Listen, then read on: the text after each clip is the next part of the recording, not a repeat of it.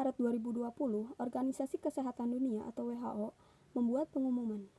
Dalam 2 pekan terakhir, jumlah kasus COVID-19 di luar Tiongkok telah meningkat 13 kali lipat.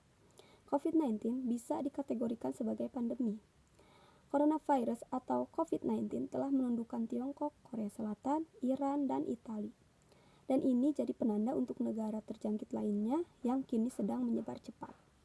Dalam beberapa hari dan minggu ke depan, kami menduga jumlah kasus, jumlah kematian, dan jumlah negara terjangkit semakin meningkat. Penyebaran COVID-19 bukan lagi sesuatu yang bisa dihentikan, tapi kita masih bisa menghambat penyebarannya. Kita harus mulai melakukannya dari sekarang. Orang yang terjangkit COVID-19 biasanya menyulut demam dan batuk, nyeri, rasa sakit, dan gejala ringan lainnya. Juga bisa terjadi tapi tidak terlalu banyak. Tapi tingkat keparahan gejala-gejala itu bermacam-macam, dan bagi beberapa yang terjangkit virus ini, bisa jadi tidak menunjukkan gejala sama sekali. Berdasarkan data dari Tiongkok, sebagian besar kasus tidak mengancam jiwa.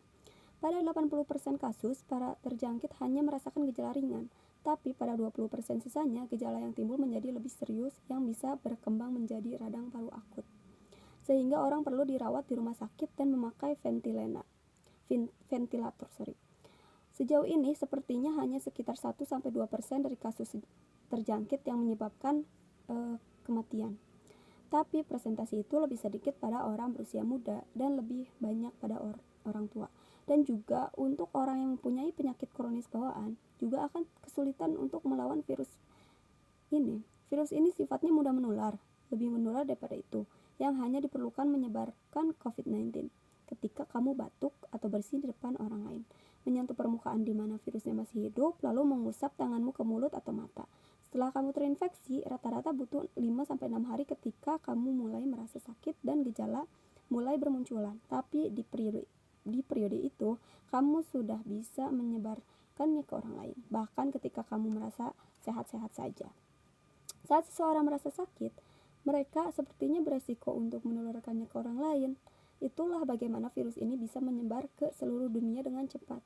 Dan alasan WHO mengkategorikan COVID-19 sebagai pandemi, tapi apa yang mereka umumkan berikutnya juga sama pentingnya. Kami hanya bisa memberi himbauan yang sifatnya jelas sekali. Semua negara masih bisa merubah arah pandemi ini. Dan itu tergantung pada hal-hal yang harus kita lakukan masing-masing. Penyakit ini bisa menjadi sangat berbahaya ketika semua orang tertular secara bersama di daerahmu. Beberapa sudah terisi pasien yang sedang dirawat seperti korban kecelakaan mobil atau stroke. Dan satu titik ini melambangkan satu orang yang sehat dan ini beraktivitas seperti biasa. Dia naik kereta dan berangkat ke kantor, lalu tertular COVID-19. Tapi mereka tidak langsung merasa sakit bahkan sampai beberapa hari. Kemudian mereka pergi menonton pertandingan basket yang secara tidak sadar menularkannya ke 2 atau 3 orang lainnya. Kebanyakan dari orang lainnya ini merasakan gejala ringan, tapi bisa saja salah satu dari orang lainnya ini berusia tua yang menyulut gejala parah sehingga harus dibawa ke rumah sakit. Tapi 3 orang lainnya yang tertular tidak merasa sakit dan beraktivitas lagi, naik kereta, menuju ke kantor, dan pulang kerja, menulari ke beberapa orang. 20% dari mereka perlu menerima perawatan rumah sakit. Lama-kelamaan, proses ini memperbanyak jumlah orang yang ke rumah sakit per hari.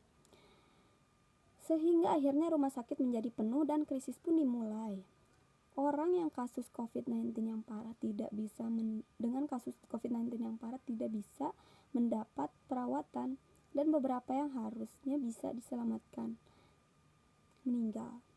Selain itu, orang yang dengan penyakit lain juga tidak bisa dapat perawatan dan akhirnya beberapa meninggal. Lonjakan kasus yang parah ini menghasilkan kematian yang harusnya bisa dihindari. Itulah yang terjadi di Korea Selatan, Iran, dan Italia. Yang semulanya hanya 100 kasus bertambah menjadi 5.000 dalam kurun waktu kurang dari 2 minggu. Kebanyakan pasien meninggal karena tidak bisa dirawat di rumah sakit. Lonjakan ini hanya berisikan kasus-kasus yang parah, namun dihasilkan untuk orang-orang yang tidak merasa sakit dan menularkan penyakitnya di tempat umum. yang berarti orang-orang yang bisa mencegah kematian yang tidak